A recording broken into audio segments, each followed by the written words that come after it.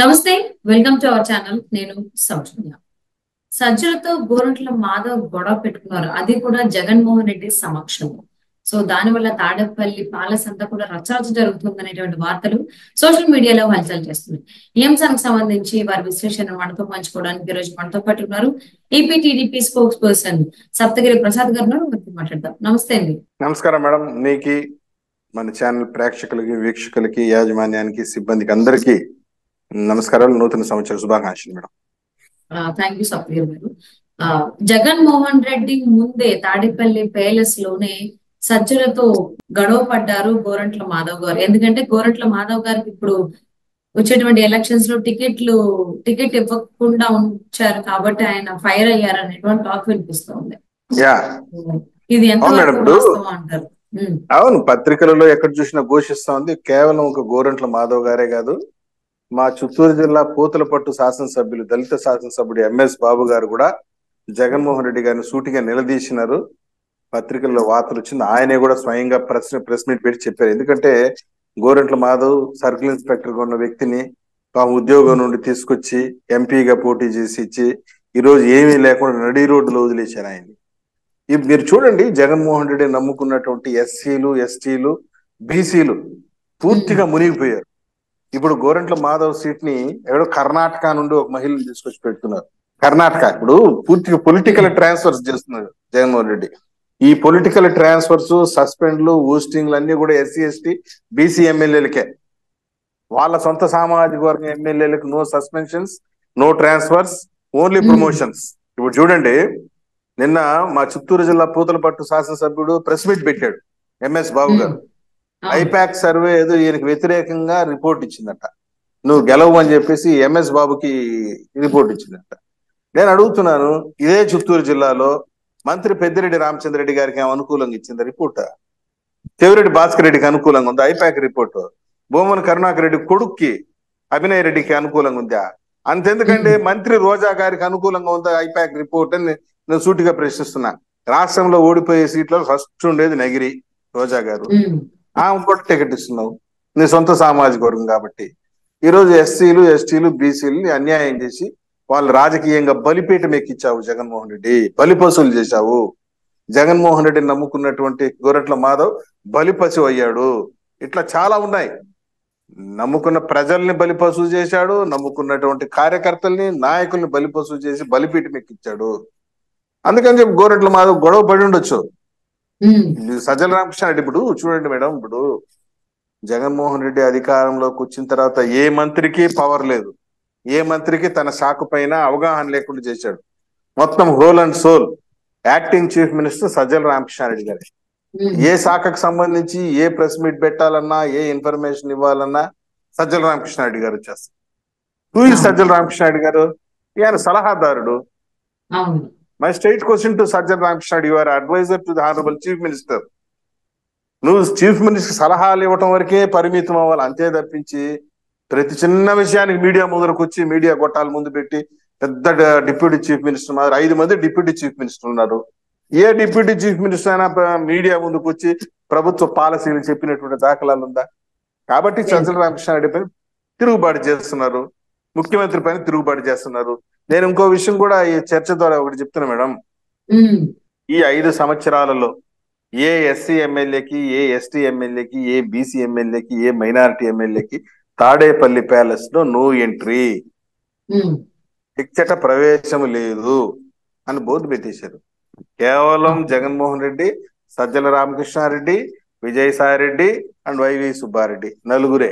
ఈ నలుగురు కూర్చొని రాజకీయం చేసడం, టికెట్ అనౌన్స్ చేయటం, ప్రకటనలు ఇవ్వటం, ఏదైనా యుద్ధాలు. ఇప్పుడు చూడండి, అదేదో బస్సు యాత్ర అంట, సామాజిక బస్సు యాత్ర. ఆ ఎస్సీ ఎమ్మెల్యేని, ఎస్సీ ఎంపీలని, మంత్రుల్ని ఆ బస్సులో పెట్టి ఊరూరు తిప్పుతున్నారు. ఎందుకు తిప్పుతున్నారు నాకు అర్థం కాదు. ఎందుకు?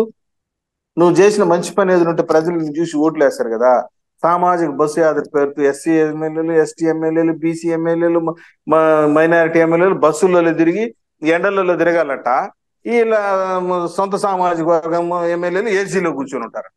ఎంత దుర్మార్గం చూడండి. పాపం ఈయన కూడా, ఈ గోరంట్ల మాధవ్ అనే వ్యక్తి కూడా బస్సు ఎక్కి బలంగా అరిచినోడే పాపం, ఈరోజు బలిపీఠం ఎక్కాడు. కాబట్టి నేను చెప్పేది ఏంటంటే, జగన్మోహన్ రెడ్డిని నమ్ముకున్న వాళ్ళు నడివీధి పాలవుతారు. ఆయన అండ చూసుకొని ఆయన వెనుకున్నాడు అనేసి రెచ్చిపోయి మాట్లాడొద్దండి. ఈ రోజు చూడు ఎంతమంది ఈదుల్లోకి అంటే వచ్చారు. సప్తగిరి గారు ఇప్పటి వరకు కూడా ఎవరు కూడా తాడేపల్లి ప్యాలెస్ లో జగన్మోహన్ రెడ్డి గారి మాటే తప్ప ఇంకెవరి మాట కూడా వినిపించేది కాదు. అలాంటిది ఇప్పుడు జగన్మోహన్ రెడ్డి సమక్షంలోనే ఇలా గోరంట్ల మాధవ్ సజ్జల గారి మీద ఫైర్ అవడం అనేది ఏ విధంగా చూడాలి అంటే?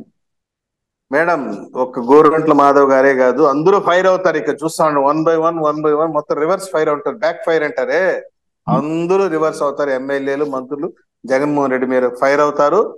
2024 ఎన్నికల కౌంటింగ్ అయిన తర్వాత, కౌంటింగ్ అయిపోయిన తర్వాత సజ్జల రామకృష్ణారెడ్డి గారు కూడా ఫోన్ స్విచ్ ఆఫ్ చేసి వెళ్ళిపోతాడు. పొరపాటున జగన్మోహన్ రెడ్డి సజ్జల రామకృష్ణారెడ్డి గారు ఫోన్ చేస్తే, ఈ ఫోన్ తాత్కాలికంగా పనిచేయటం లేదు, మీరు దయచేసి వేరే సలహాదారుని ఎవరిని చూసుకోండి అని చెప్పి రిప్లై వస్తుంది. ఆయన యాటిట్యూడ్ అటువంటిది, ఆయన మనస్తత్వం అటువంటిది. ప్రజలు తిరుగుబాటు చేస్తున్నారు. ఒక గోరంట్ల మాధవ్ గారు కాదు, అందరూ ప్రజలు, సామాన్య క్షేత్రస్థాయి ప్రజలు కూడా జగన్మోహన్ రెడ్డి యొక్క నియంత్రణతో పోకడలకు సహించలేక తిరుగుబాటు చేసేటువంటి పరిస్థితి నెలకొంది. గోరంట్ల మాధవ్ పాపం బలిపశువయ్యాడు.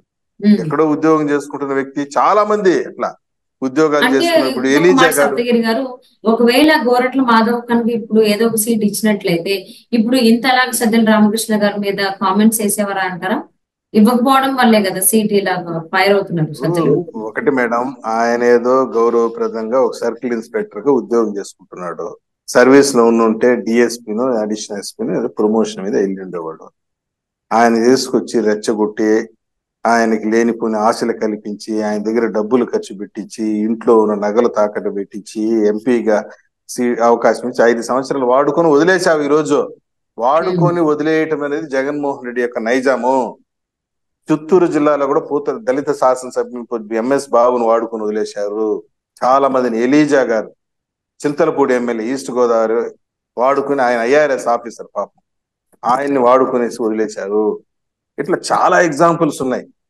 వేమూరులో మేరుగు నాగార్జున గారి ట్రాన్స్ఫర్ అంట. ఇప్పుడు నేను అడుగుతున్నాను మేడం, మేరుగు నాగార్జున గారు వేమూరు కాన్స్టిట్యున్సీని రిప్రజెంట్ చేశాడు, ఆ ప్రాంత ప్రజలకు సేవ చేశాడు.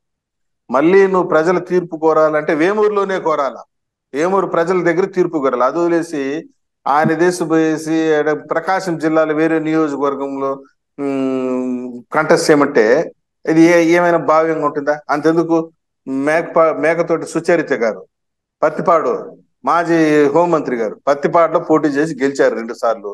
ఆ దేశపోయి తాటికొండలో పోటీ చేయించి అక్కడ ప్రజలు తీర్పు కోరమంటే ఇది ఏమైనా బాగుంటుంది? నేను అడుగుతున్నాను ముఖ్యమంత్రి గారిని, అయ్యా మీరు పులివెందులు వదిలేసి బయటకు రండి చూద్దాం, పులివెందులు వదిలేసి వేరే కాన్స్టిట్యూన్సీ కంటెస్ట్ చేయండి. అంటే దళిత ఎమ్మెల్యేలకి, గిరిజన ఎమ్మెల్యేలకి ట్రాన్స్ఫర్లు ఉంటాయి, సస్పెన్షన్లు ఉంటాయి, పోస్టింగ్లు ఉంటాయి, నీకుండవా? అంటే ప్రజల జీవితంతో చెలగాటం ఆడుకోవడం కాదా అని చెప్పి నేను సూటిగా మాట్లాడుతున్నాను. పైగా ఒకవేళ దళిత నాయకులు, దళిత ఎమ్మెల్యేలు ఎవరైనా నోరు తెరిచి మాట్లాడితే, బీసీ ఎమ్మెల్యేలు కనుక నోరు తెరిచి మాట్లాడితే వాళ్ళని కించపరిచే విధంగా మాట్లాడడానికి ఒక టీం రెడీగా ఉంటది వీళ్ళ దగ్గర. నువ్వు సర్పంచ్ కూడా గెలవనోడివి, నువ్వేందిరా మాట్లాడేది? నువ్వు జెడ్పీటీసీ కూడా గెలవనోడివి, నువ్వేంది మాట్లాడేది? మేము గెలిపించాం, మా జగనన్న ముఖం చూసి గెలిచారురా, మా జగనన్న గెలిపించాడు మిమ్మల్ని అనేసి ప్రజల్ని కించపరిచి మాట్లాడతారు. ఒక నాయకుడు గెలిచాడంటే అది ఎవరు గెలిపిస్తారు? ప్రజలు గెలిపిస్తారు. ప్రజలు ఓట్లేస్తే గెలుస్తాడు. నన్ను చూసి వేసి ఓట్లేశారు, నా మహిమ వల్ల గెలిచారు, నా మహిమతో గెలిచారనేసి తన గురించి చాలా డబ్బా కొట్టుకోవడం కాదు. ఈయన మహిమ వల్లే గెలిచేట్లుకుంటే విజయమ్మ గారు విశాఖపట్నంలో ఎందుకు ఓడిపోయారు? జగన్మోహన్ రెడ్డి మహిమ వల్లే గెలిచిన అయితే విజయమ్మ గారు 2014 విశాఖపట్నంలో ఎందుకు ఓడిపోయారు? కాబట్టి అల్టిమేట్ గా పబ్లిక్ ఈజ్ సుప్రీం. ప్రజల్ని నమ్ముకోవాలి, ప్రజలతో కలిసిమెలిసి రాజకీయం, అంతే తప్పించి అహంకారపూరితమైన మాటలు జగన్మోహన్ రెడ్డికి మొదటి నుండి ఉన్నాయి. ముఖ్యంగా ఈ ఎస్సీ, ఎస్టీ, బీసీ ఎమ్మెల్యేని చిన్న చూపు చూడటం ఆయనకు చాలా అలవాటు. అంటే ఇప్పుడు చిన్న చూపు చూడటం వల్లనేనా వారికి సంబంధించిన సామాజిక వర్గానికి అందరికీ టికెట్లు ఇచ్చుకుని మిగిలిన వాళ్ళందరికీ కూడా ఐపాక్ సర్వే ప్రకారం మీకు వ్యతిరేకత ఉంది కాబట్టి మీకు సీట్లు ఇవ్వము అంటున్నారు. సామాజిక వర్గానికి సంబంధించిన వాళ్ళకి కూడా వ్యతిరేకత ఉంది కదా, మరి వాళ్ళని ఎందుకు పక్కన పెట్టుకుంటే వీళ్ళనే పక్కన పెట్టి మళ్ళీ ఎస్సీలకి, ఎస్టీలకి, బీసీకి పెద్దపీట వేస్తానన్నా, ఆ నాయకులకి టికెట్లు ఇస్తానన్నా, ఆ రకంగా ఆయన చెప్పినట్టు ఏం జరగట్లేదే మేడం. ఈయన జగన్మోహన్ రెడ్డి విశ్వనటుడు. ఆయన మాట్లాడితే నా ఎస్సీలు, నా ఎస్టీలు, నా బీసీలు అంటాడు. మరి నీ ఎస్సీలు, నీ ఎస్టీలు, నీ బీసీలకు సంబంధించినటువంటి ఎమ్మెల్యేలు ఇంత అవమానకరంగా మెడబెట్టి బయట పంపుతున్నవే, ఇది ఏ విధంగా సమంజసం? నీ సొంత సామాజిక వర్గం ఎమ్మెల్యేలు పర్ఫార్మెన్స్ అంత సూపర్ గా ఉందా? నీ ఐపాక్ సర్వేలు వాళ్ళు కూడా అవినీతి పరులు, వాళ్ళు కూడా ఇసుక దందాలు, గ్రానైట్ మాఫియాలు, ఎర్రచందనం మాఫియాలు, ప్రజల సంపదను దోపిడీ చేసుకునే బ్యాచ్ అది కూడా. కానీ వాళ్ళు మాత్రం కాపాడుకుంటారు, షీల్డ్ చేసుకుంటారు. వాళ్ళని ఎక్కడ డిఫేమ్ చేసే పరిస్థితి ఉండదు, బురద జల్లే పరిస్థితి ఉండదు. అంటే కేవలం సొంతకి ఎస్సీ గారికి ఎస్టీ ఒక మాట ఎమ్మెల్యేలు. ఏంటి అంటే ఇక్కడ ఐపాక్ వాళ్ళు కూడా వెనకడుగు వేశారు, జగన్ తో ఇప్పుడు కలిసి లేరు. ప్రశాంత్ కిషోర్ ఇప్పుడు జగన్మోహన్ రెడ్డితో లేరు, చంద్రబాబుతో కలిశారు అని కూడా టాక్ వినిపిస్తుంది. ఇది ఎంతవరకు వాస్తవం? టాక్ కాదు, ప్రశాంత్ కిషోర్ ఇస్ చంద్రబాబు నాయుడు గారు. ఈయన మన జగన్మోహన్ రెడ్డి గారితో ఐపాక్స్ టీం అయితే, కన్సల్టెంట్ టీం అయితే ఉంది. ఐపాక్ కంపెనీ అయితే జగన్మోహన్ రెడ్డి గారితో ఉంది. ఆయన ఏదో వేరే పొలిటికల్ కన్సల్టెంట్ పెట్టుకున్నాడు, ఆయన ఏదో సర్వేలు చేస్తున్నట్ట. మొన్న మా పూతలపట్టు ఎమ్మెల్యే గారు కూడా చెప్పారు, ఎంఎస్ వాళ్ళు కూడా డబ్బులు కమ్ముడు పోయే బ్యాచ్, ఎవరు డబ్బులు ఇస్తే వాళ్ళకి అనుకూలంగా రిపోర్టులు రాస్తున్నారు అని చెప్పి ఆయనే చెప్పారు, ఎంఎస్ బాబు గారు. మరి ఈ విధంగా పాపం పేద దళిత ఎమ్మెల్యేలు వాళ్ళు ఏం పాపం అప్పులు పాలైపోయినా మేము జగన్మోహన్ రెడ్డి నమ్ముకొని కన్నీరు పెట్టుకుంటున్నారు. ఈ విధంగా నేను ఒకటే చెప్తున్నాను, దళితుల యొక్క గోష్ట కన్నీరుతో కొట్టుకొని పోతావు నువ్వు, నీ బాధ తప్పదు అని చెప్పేసి కూడా జగన్మోహన్ రెడ్డి గారిని గట్టిగా హెచ్చరిస్తున్నాం. సో జనరల్లీ జగన్మోహన్ రెడ్డి ఏంటంటే ఐపాక్ సర్వేల ద్వారా జనాల నుంచి వ్యతిరేకత ఉంది అని అంటున్నారు. సిట్టింగ్ ఎమ్మెల్యేలకి కావచ్చు, ఎంపీలకి కావచ్చు. అసలు వ్యతిరేకత ఎవరికి ఉంది అని చెప్పేసి నాన్నకి తెలుసు. బట్ ఒక సర్వేని పట్టుకుని వాళ్ళ సామాజిక వర్గానికి ఎవరు టికెట్ తెచ్చుకుని మిగిలిన అందరినీ పక్కన పెడుతున్నారు. అసలు మార్చదలసి ఉంటే ఫస్ట్ జగన్మోహన్ రెడ్డి మార్చాలి ఈ రాష్ట్రం నుండి. ఐపాక్ సర్వే కరెక్ట్ గా రిపోర్ట్ ఇస్తే జగన్మోహన్ రెడ్డి పులివెందులు ఓడిపోతున్నాడు. కాబట్టి వీళ్ళు ఈ ఐపాక్ సర్వేని ఒక కుంటి సాగుగా చూపించి రాష్ట్రంలో ఉన్నటువంటి లీడర్లందరినీ బదనాం చేసి, వాళ్ళని డిఫేమ్ చేసి, వాళ్ళ పైన బురద చెల్లి, ఇప్పుడు ఏదైనా ఒక వ్యక్తి పైన బురద చెల్లాలంటే ఏదో అవినీతి ఆరోపణ చేయాలి ఆయన పైన, చేసి వాళ్ళని ఇంటికి పంపించేసి వాళ్ళ పొలిటికల్ జీవితాల్ని నాశనం చేసి పెట్టాడు.